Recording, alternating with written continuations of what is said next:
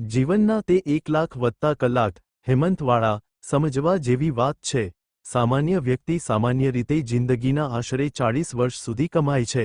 કલાકમાં જો સમજવામાં આવે તો તે 1,00,000 કલાક કરતાં પણ વધુ સમય એમાં થઈ જાય। જિંદગીના અગત્યના તબક્કાનો આ મોટો ભાગ છે।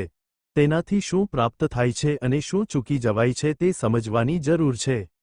વ્યવસાય, નોકરી કે પૈસા કમાવા માટે આ જે સમય ફાળવવામાં આવે છે તેનાથી પૈસા જ મળે છે। પૈસાથી મકાન અર્થાત ઘર ખરીદી શકાય, તે પૈસાથી જે સગવડતા માટે જરૂરી હોય તેવા સાધનો વસાવી શકાય, તે પૈસાથી મનોરંજન મળે તેવી વ્યવસ્થા થઈ શકે।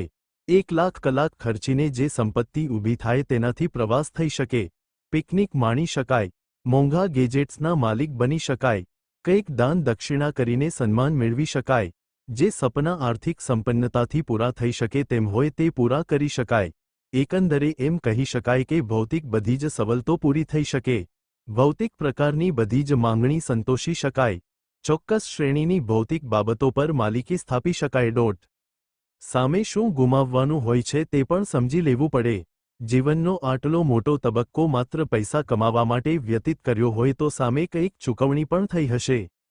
પોતાના સ્વાસ્થ્ય અને તંદુરસ્તીનું ધ્યાન નહીં રખાયું હોય, લક્ષ્ય સિદ્ધ કરવાના દબાણ હેઠળ માનસિક સ્થિરતા ક્યાંક જોખમાઈ હશે, કૌટુંબિક સમરસતાને ક્યાંક ખલેલ પડી હશે, સામાજિક ઉત્તરદાયિત્વ નિભાવવામાં ક્યાંક કચાશ રહી ગઈ હશે, ખુશી અનુભવવાની ઘણી તક ગુમાવી દીધી હશે, બાળકોનો ઉછેર માણી શકાયો નહીં હોય, કેટલીક અગત્યની વ્યક્તિગત બાબતો ધ્યાન બહાર રહી ગઈ હશે, વાસ્તવિક શાંતિ માટે જરૂરી બાબતો નજરઅંદાજ થઈ ગઈ હશે, અને તે બધાને કારણે જિંદગીનો વાસ્તવિક અર્થ સમજમાં જ નહીં આવ્યો હોય।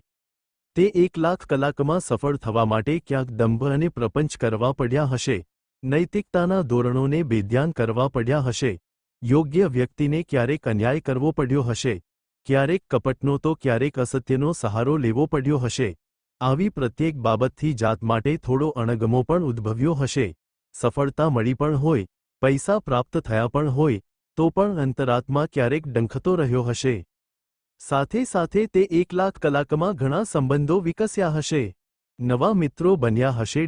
તે બધા સાથે તે જ માહોલમાં ખુશ થતા આવડી ગયું હશે। પણ જ્યારે તે 1,00,000 કલાક પૂરા થાય ત્યારે મહદઅંશે તેમાંના કોઈનો સાથ નહીં સાંપડે। તે 1,00,000 કલાક પછી કુટુંબ જ સાથે ઊભું હશે, જેને અત્યાર સુધી ઓછું મહત્વ અપાયું હશે।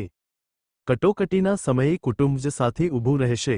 વ્યવસાયિક મિત્ર ક્યારેક થોડીક આર્થિક મદદ કરી જાય પણ રાતે ઉજાગરા કરી ચાકરી કરવા ન આવે છે। તે સંબંધ વ્યવસાયિક સંબંધ માત્ર હોય, એની સાથે લાગણી ભાગ્યે જ જોડાય, તે સંબંધ ઔપચારિક માત્ર હોય, તેની સાથે ભાવના સંકળાયેલી ન હોય। જે બાબત જિંદગીના 1,00,000 કલાક સુધી કેન્દ્ર સ્થાને રહી હોય તે પછી ક્યાંની નજરે ન ચડે। હા, તે સમયે એકત્રિત કરેલી સંપત્તિ કામમાં આવી શકે, સંબંધો નહીં। વ્યવસાય માટે જે સંબંધો વિકસાવ્યા હશે તે બધા જ અમુક સમય બાદ વ્યર્થ બની રહે, અપવાદની સંભાવના છે। આ સમય એવો છે કે જ્યારે જ્યાં હોઈએ ત્યાં ઊભા રહેવા માટે પણ દોડવું પડે છે। અહીં ગતિ જરૂરી છે। વ્યવસાય જે ઝડપે ચાલતો હોય તે ઝડપે અથવા તેનાથી વધુ ઝડપે ચાલવું જરૂરી બની રહે છે। અપેક્ષા જો થોડી ઓછી કરવામાં આવે તો ક્ષેત્રની બહાર ફેંકાઈ જવાની સંભાવના રહે છે।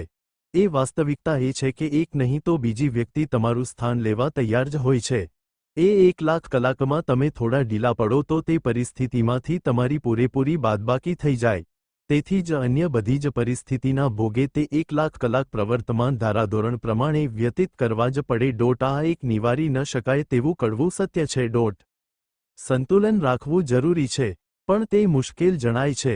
પ્રાચીન કાળની આશ્રમ વ્યવસ્થા યોગ્ય લાગે છે પણ આજના સમય માટે અસાંદર્ભિક બની રહે છે।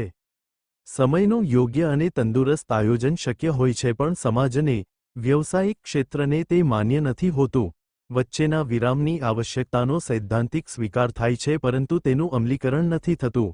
જ્યાં સપ્તાહના 90 કલાક કામ કરવા માટે દલીલ થતી હોય, જ્યાં રવિવાર પર પણ વ્યાવસાયિક ક્ષેત્ર દાવો કરવા તત્પર હોય, જ્યાં કુટુંબનું સ્થાન ગૌણ બની જતું હોય ત્યાં કેટલાક પ્રકારના નૈતિક સિદ્ધાંતની, ચોક્કસ પ્રકારની કૌટુંબિકતા નઈ કે સમગ્રતામાં સામાજિક ઉત્તરદાયિત્વની વાત ક્યાંથી સ્વીકૃત બને? સંતુલન જરૂરી છે, ઇચ્છનીય પણ છે, સત્ય પણ છે। સમગ્ર કુટુંબે ભેગા થઈને કેટલાક નિર્ણયો લેવા પડે.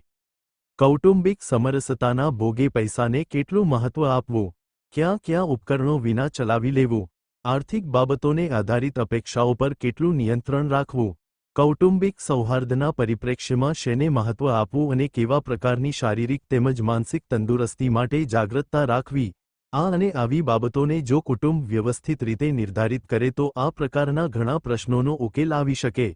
આ વ્યક્તિગત નિર્ણય ન હોઈ શકે. કુટુંબના દરેક સભ્યોએ ભેગા થઈને નક્કી કરવાની આ વાત છે. હેમંતવાળા.